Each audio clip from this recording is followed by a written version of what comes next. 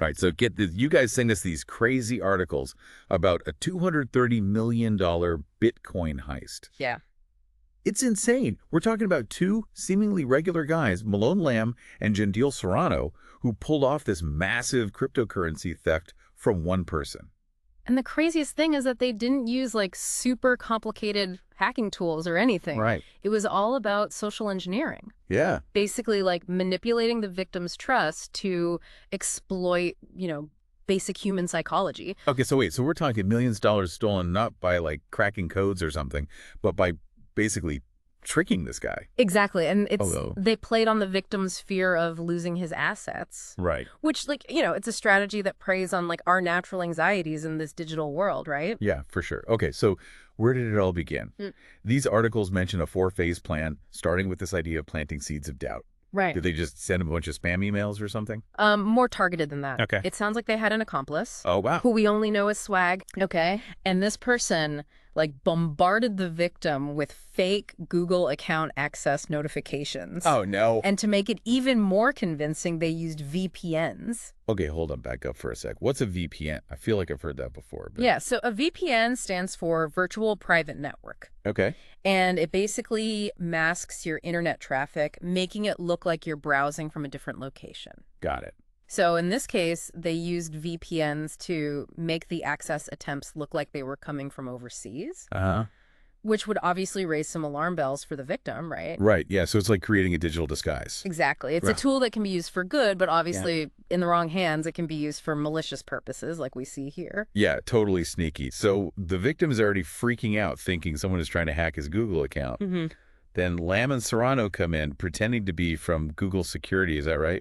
Yeah, that's phase 2. Okay. The Google impersonation. So they called the victim, claiming there was this like serious security breach and that they needed to immediately shut down his account. And under this pretense, they tricked him into giving up his security codes. Oh, my God. Which gave them access to his OneDrive and Gmail. So just a phone call, they had like the keys to the kingdom. Yeah, pretty much. That's terrifying. And that's where they hit pay dirt, because they found records of the victim's cryptocurrency holdings on the Gemini exchange, which, kind of shows how information we store in like these separate online spaces can be pieced together to basically create a roadmap for cyber criminals. So it wasn't just about hacking his Google account.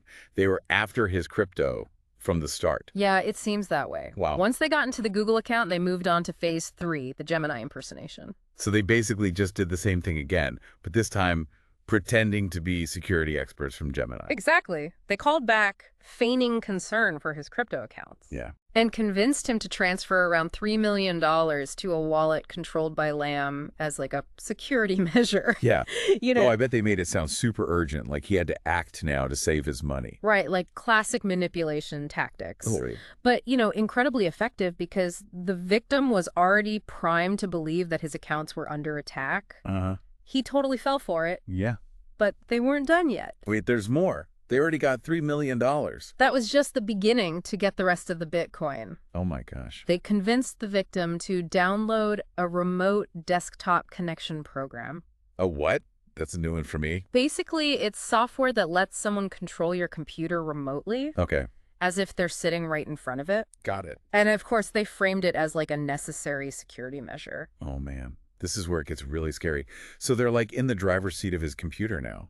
Pretty much, yeah. Oh my gosh. Yeah. And while one of the scammers kept the victim distracted on the phone, the other one used that remote access to steal the Bitcoin. That's insane. And later on, authorities were able to obtain screenshots of their chat logs. Oh, wow. Which showed how they were actually like guiding the victim through the process in real time. Wait, they were chatting with each other while they were on the phone with him? Yeah, it's pretty chilling when you think about it. It is. This wasn't just some random spur of the moment thing. Like, this was a calculated, coordinated operation. They knew exactly what they were doing. Wow. So they got away with this crazy heist using psychology and deception and a couple of tech tools like VPNs and remote access software.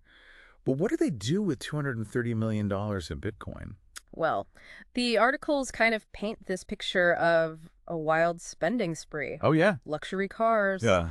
High-end watches, designer clothes, the whole 9 yards. Wow. Especially Lam, it seems like he really embraced this, like, lifestyle of extravagance. There are reports of him spending, like, Hundreds of thousands of dollars in a single night at clubs in LA and Miami. Seriously? Yeah, and he was even giving away expensive handbags, like tens of thousands of dollars worth as gifts. It's almost like they wanted to get caught. Like you'd think they would lay low, you know? Try not to attract so much attention. Yeah, it is kind of a common pattern that we see with these large-scale financial crimes. Yeah.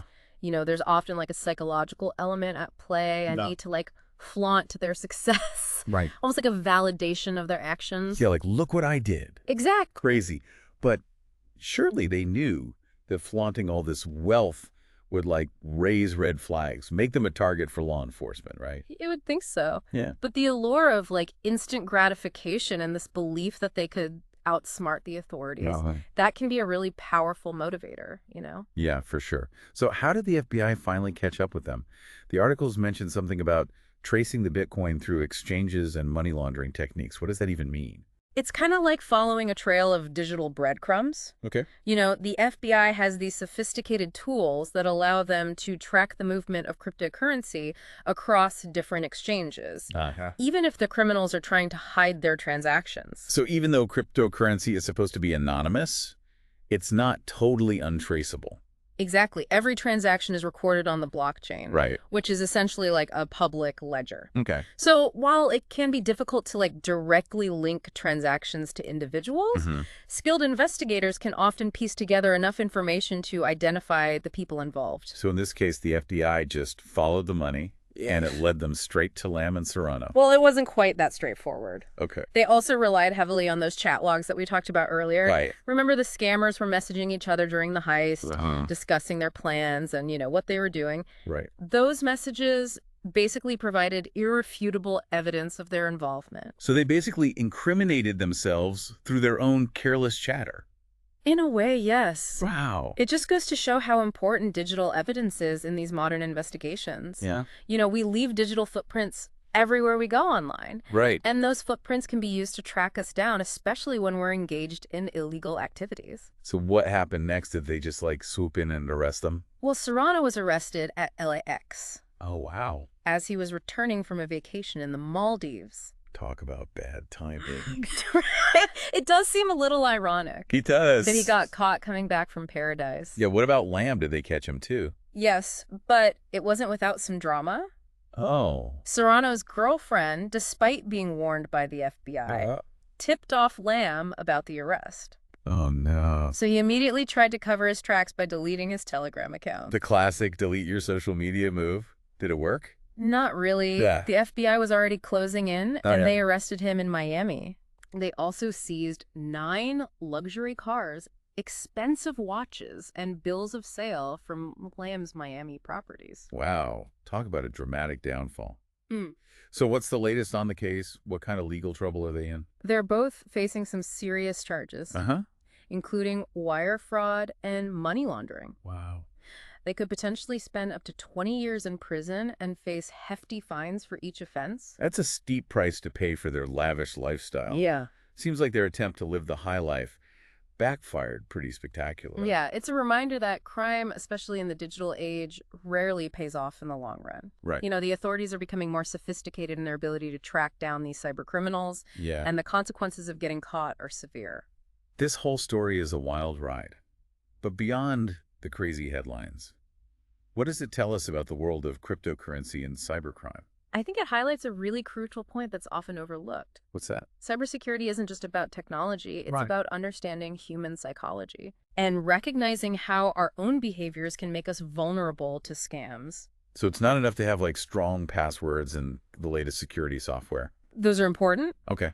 but they're only part of the equation. Right. You know, the scammers in this case didn't hack into the victim's accounts in the traditional sense. Yeah. They hacked into his mind. Oh, wow. They exploited his fear and trust Wow. to gain access to his assets. So what can we do to protect ourselves from becoming victims of these kinds of scams? It seems like anyone could be susceptible no matter how tech-savvy they are. Awareness is key. Okay. We need to understand the tactics that scammers use. Things like creating a sense of urgency or fear, Right. impersonating authority figures, Yeah. using manipulative language to gain our trust. So be skeptical of unsolicited calls or emails, even if they look legit. Exactly. Yeah. Always verify the identity of anyone who contacts you asking for personal information or access to your accounts. Got it. Don't be afraid to hang up and call back using an official number that you find independently. Good advice. And what about those tech tools they use, like VPNs and remote access software? Are those things inherently dangerous? Not necessarily. They have legitimate uses, but Like, it's important to understand how they work and the potential risks involved. right. For example, you should never download remote access software from a source you don't trust, Hmm. or grant access to your computer to someone you don't know and trust completely. It sounds like it all comes down to being cautious and using common sense.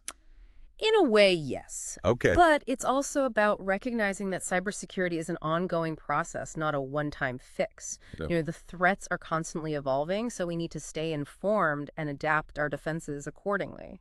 so it's a continuous learning process, Oh, staying ahead of the curve, so to speak. exactly. And it's not just about protecting yourself. It's Right. about protecting your family, your friends, your community. We need to share information, educate each other, and work together to create a more secure digital environment for everyone.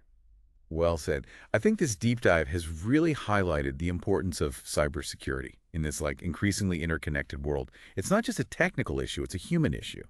And it's something we all need to take seriously. Couldn't agree more. Okay, so we've discussed the Bitcoin heist, the psychology of the scammers, the investigation, the media's role, even the broader implications for cybersecurity. Yeah. Is there anything else we should touch on before wrapping up this deep dive? This whole case makes me think about personal responsibility. I mean, we talked about the scammers' tactics, the FBI investigation, but what about the victim? Could he have done anything differently to protect himself? Yeah, it's a tough question. It's easy to kind of look back and say, oh, he should have done this or that. Right. But we have to remember these scammers are really good at what they do. Yeah. They're masters of manipulation, especially when they target people who might not be so familiar with cybersecurity. So you're saying it's not really fair to blame the victim? Exactly. It's important to remember that anyone can fall victim to a well-executed scam. Right. The scammers, in this case, they preyed on the victim's fear and trust, Mm-hmm. using those sophisticated psychological tactics to basically bypass any defenses he might have had. So then what's the takeaway here? If anyone can be a victim, how can we really protect ourselves? I think we need to shift our mindset Okay. from reaction to proactivity. So what does that mean? Instead of waiting for something bad to happen and then trying to fix it, Yeah. we need to be proactive about educating ourselves on the threats out there Okay. and then actually taking steps to reduce those risks. So what are some practical things people can do to be more proactive about their cybersecurity? It all starts with awareness. We need to understand the tactics that scammers use, the types of threats that exist, and the potential fallout of being a victim of a cyber attack. So doing your research and staying up to date on the latest scams and security breaches? Exactly, and it's not just about reading articles or watching the news. Right. It's about actually engaging with that information, thinking critically about how it applies to you, and taking those steps to put those security best practices into action. Like what are some concrete things people can do to improve their cybersecurity? The basics are still essential. Okay. Using strong, unique passwords for all your accounts, enabling two-factor authentication whenever you can, and being really cautious about phishing emails or suspicious links. Those are good starting points. But what about those more sophisticated scams like the one we've been talking about? How do you protect yourself from something like that? It comes down to being vigilant and skeptical. So, Don't be afraid to question everything. right. If someone calls saying they're from your bank or a tech company, verify their identity yourself. Mm-hmm. Don't click on links in emails or messages you weren't expecting, even if they look real. Got it. And never, ever give out personal information or financial details over the phone, unless you made the call and you're absolutely sure you're talking to the right person. It sounds like it boils down to being cautious and using common sense. Yeah, in a way. Okay. But it's also about recognizing that cybersecurity is an ongoing thing. Yeah. It's not a one-time fix. The threats are always changing. So we have to stay informed and adjust our defenses as we go. So it's a continuous learning process, staying ahead of the game. Exactly. And it's not just about protecting yourself. Well. It's about protecting your family, your friends, your community. We need to share information, Right. educate each other, and work together to create a safer online environment for everyone. Well said. This deep dive has really highlighted how important cybersecurity is in this crazy, connected world we live in. It's not just a tech issue. It's a human issue, and we all need to take it seriously. I couldn't agree more. Okay, so we've talked about the Bitcoin heist, the psychology of the scammers, the investigation, the media's role, and even the bigger picture of cybersecurity. I think we covered everything on this case. Any final thoughts before we wrap things up? Just one more thing I wanted to bring up. It was mentioned in one of those articles you sent that Lam asked for a speedy trial. Oh, yeah, I remember reading that. What do you think that means? Hard to say for sure what his motivations are. It could be a legal strategy to try and speed things up and maybe get a better outcome, but it could be something else entirely. Something else entirely. Like what? Well, some legal experts have said it could be a sign of remorse. Really? Like he wants to take responsibility for what he did and start making amends. So his request for a speedy trial could be a legal tactic or a genuine desire to right his wrongs. It seems like there are still a lot of unanswered questions in this case, even though they caught the guys who did it. Absolutely. And I think that's a good reminder that even though these cases are super interesting, they involve real people with complex motives and emotions. Right. We can analyze the events and talk about the legal stuff, but ultimately there's that human element that remains a mystery. Yeah, you're right. I hadn't thought about it that way before. There's this whole other layer to the story that goes beyond the technical stuff and the legal stuff. Exactly. And I think it's important to remember that human side of things as we try to understand the challenges of cybercrime and the ethical issues it raises. This deep dive has really given me a lot to think about. It's been a fascinating look into cybercrime and cryptocurrency and the human factors that make us all vulnerable in this digital age. It's been great talking about this with you, and I hope everyone listening has come away with a better understanding of the risks and rewards of the digital world and the importance of staying informed and staying safe. Well said. Okay, I think it's time to wrap up this deep dive. Thanks for joining us on this wild ride into the world of cybercrime cryptocurrency and the human stories behind it all. It's been a real eye-opener, and I hope it's gotten some important conversations started about how we can all stay safe in this digital world. It's been my pleasure sharing my thoughts with you and all our listeners. And remember, stay vigilant, stay informed, and stay safe out there. Great advice. Thanks again for joining us. And to our listeners, thanks for tuning in to The Deep Dive. We'll be back soon with another deep dive into a fascinating topic, one that's sure to make you think and give you a new perspective on the world around us. Until then, keep learning, keep exploring, and keep diving deep.